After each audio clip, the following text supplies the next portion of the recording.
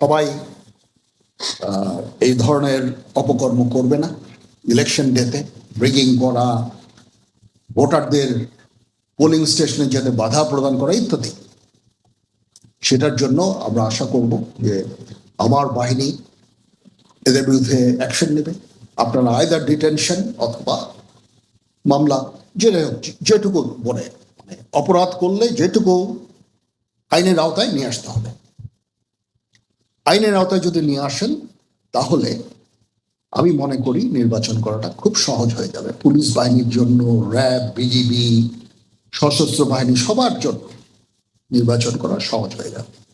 অপরাধ করলো আমরা ধরে হস্তান্তর করলাম, কিন্তু কোনো আইনগত ব্যবস্থা না হলো না, সেটা কাউন্টার প্রোডাক্টিভ হবে।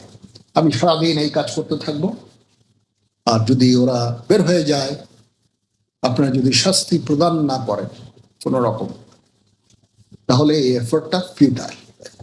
এই জন্য আমার বিনীত অনুরোধ থাকবে আপনাদের প্রতি, যারা এগুলো করার জন্য কম্পিটেন্ট অথরিটি, তাদেরকে আমি অনুরোধ করব এই ব্যবস্থাটা আপনারা দয়া করে নেবেন। বিমান বাহিনীর প্রধান এবং নৌ প্রধান এবং আমরা আছি, বিমান বাহিনীর সিনিয়র সদস্যরা আছেন, এয়ারফোর্সের সিনিয়র সদস্যরা আছেন, জিওসি 9 পদাতিক ডিভিশন আছেন। এবার নির্বাচনে কোঅর্ডিনেশনের জন্য আমি একজন লেফটেন্যান্ট জেনারেল আমি নিয়োগ দিয়েছি, কারণ এটা বিশাল বাহিনীর ডিপ্লয়মেন্ট। আমরা এটাকে একটা আইডিয়াল একটা ইলেকশন করতে চাই। So it is a unusual arrangement but very much required arrangement. তো সেইভাবে আমরা কাজ করে যাচ্ছি।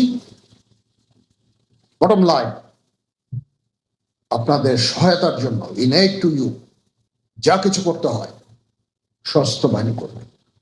মাইনরিটিদের জন্য একটা বিশেষ ব্যবস্থা নিতে হবে, তাদেরকে সুরক্ষা প্রদান করা।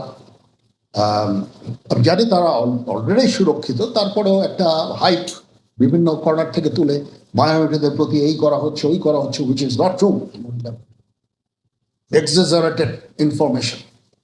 বাট তারপরেও তাদের প্রতিও আমাদের একটা বিশেষ যত্ন নিতে হবে, যেন ওনারা নির্ভয় বাসা থেকে বের হয়ে ভোট কাজ করে ফেরত আসতে পারে। এটা অ্যাপ্লিকেবল ফর অল দি, যত ভোটার আছে সবার জন্য এটা অ্যাপ্লিকেবল।